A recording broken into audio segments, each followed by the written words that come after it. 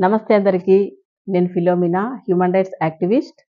ఈరోజు మనము హక్కుల విషయంలోనే కాకుండా, ఒక మానవత్వం గురించి కూడా మనము మాట్లాడుకుందాము. అంటే ఎక్కడ హక్కులను పాటించినప్పటికీ కూడా మనము ప్రతి చోట హక్కులను పాటించినప్పటికీ కూడా, మనలో మానవత్వం అనేది లేకుంటే గిన ఆ యొక్క హక్కుకు విలువనే ఉండదనమాట.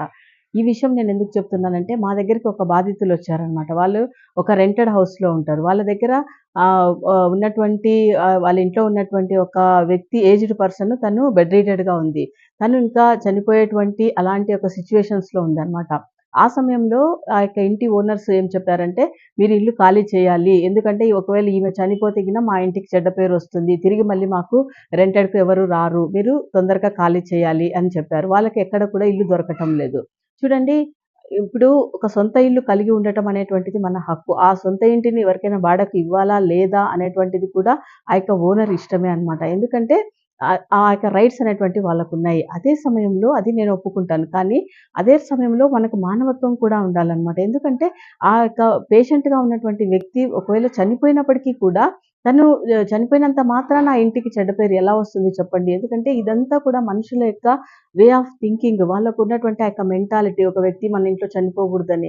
కానీ అలాగా ఇప్పుడు ప్రతి ఒక్క ఇంట్లో మనం చూస్తాము. ఇక ప్రపంచంలో ఏ ఇంట్లో అయినా కూడా చావు లేనటువంటి ఇల్లు అనేటువంటిది ఎక్కడైనా ఉంటుందండి. మీరు ఎతకండి.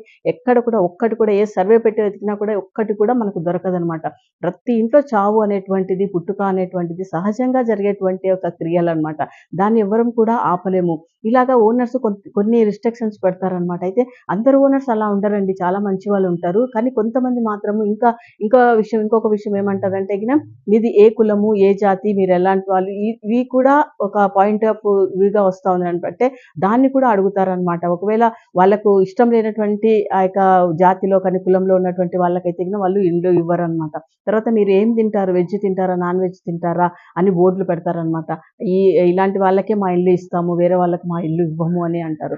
రైట్స్ అన్నీ మనకు ఓనర్స్‌కి ఉంటాయి. కానీ మనకు మానవత్వం కూడా ఉండాలండి. ఎందుకంటే ఈ లోకం నుంచి మనము ఖాళీగా వస్తాము, ఖాళీగానే వెళ్ళిపోతాం. ఏం తీసుకొని మనము వెళ్ళము. అలెగ్జాండర్ లాంటి ఒక పెద్ద చక్రవర్తి ఏం చెప్పారంటే గిన, ఆయన చనిపోయేటువంటి సమయంలో అందరికీ చెప్పారంట. నేను చనిపోయిన తర్వాత నా యొక్క నన్ను సమాధి చేసినప్పుడు నా యొక్క చేతులను బయటికి పెట్టండి అని. ఎందుకంటే ఎందుకు చెప్పాడంటే గిన, నేను బ్రతికి ఉన్నప్పుడు, నేను పుట్టినప్పుడు నేనేం తీసుకొని రాలేదు. కానీ చనిపోయేటప్పుడు కూడా నేను ఒట్టి చేతులతోనే వెళ్తున్నాను అని యొక్క ప్రపంచానికి తెలియాలి. ప్రపంచంలో మానవత్వం అనేటువంటిది రావాలి. మార్పు అనేటువంటిది రావాలి అనేటువంటి విషయాన్ని బట్టి ఆ యొక్క చక్రవర్తి అలెగ్జాండర్ గారు ఇలాగ చెప్పారనమాట. దీంట్లో ఎంత సత్యం ఉందో కదండీ! కాబట్టి ఆ యొక్క ఓన్ హౌస్‌లు ఉన్నటువంటి వాళ్ళు, ఆ యొక్క ఓనర్సు ఇలాంటి విషయాలలో ప్రజలకు సహకరించాలి. అలాగే ఇలాంటి వాళ్ళే సడెన్‌గా ఖాళీ చేయమంటే వాళ్ళు ఎక్కడికెళ్తారు చెప్పండి? కొన్ని కొన్ని కమర్షియల్ బిల్డింగ్స్ కూడా ఉంటాయన్నమాట. ఆ కమర్షియల్ బిల్డింగ్స్‌లో కూడా కొంతమందికి అంతే ఆఫీస్‌కు ఆ యొక్క రూమ్ అనేటువంటిది ఇస్తారనమాట. స్పేస్ ఇస్తారు. కొంతమందికి ఇవ్వరనమాట.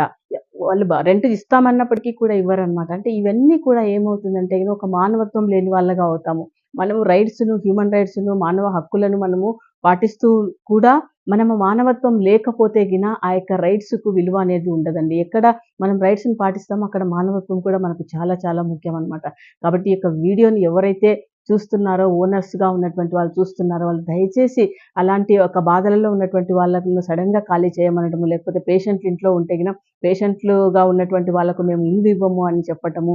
ఇదంతా ఎంతవరకు నిజమంటారు? ఎంతవరకు కరెక్ట్ అంటారో మీరే ఆలోచించండి. ఎందుకంటే ఇప్పుడు చూడండి, నాలో ఉన్నటువంటి బ్లడ్ గ్రూపు రక్తం అనేటువంటిది ఏదైతే ఉంటుందో ఆ యొక్క రక్తము ఎర్రగా ఉంటుంది. అలాగే ప్రతి ఒక్కరిలో కూడా రెడ్‌గానే ఉంటుందండి. వేరే వేరే వ్యక్తులలో వేరే వేరే కులాల వాళ్ళలో ఆ యొక్క రక్తం అనేటువంటిది వేరుగా ఉండదు. ప్రతి ఒక్కరు కూడా ఎర్రని రక్తాన్నే కలిగి ఉంటారనమాట. కాబట్టి మనము మనుషులుగా మానవత్వంతో ప్రతి ఒక్కరిని కూడా అర్థం చేసుకుందాము. ఎందుకంటే మన రాజ్యాంగం కూడా అదే చెప్తుందనమాట. భారత రాజ్యాంగంలోని హక్కులన్నీ కూడా మానవత్వాన్ని బేస్ అయి ఉన్నాయన్నమాట. అలాగే ఒకరికి సహాయం చేద్దాము. ఈ యొక్క విషయంలో ప్రతి ఒక్కరు కూడా ఇలాంటి బాధితులను మీరు సహాయపడండి. పరోక్షంగా వాళ్ళకు మీరు సహాయపడతారని నమ్ముచున్నాను. Thank you so much watching this video అండి. మరొక వీడియోతో మళ్ళీ కలుసుకుందాం. నమస్తే.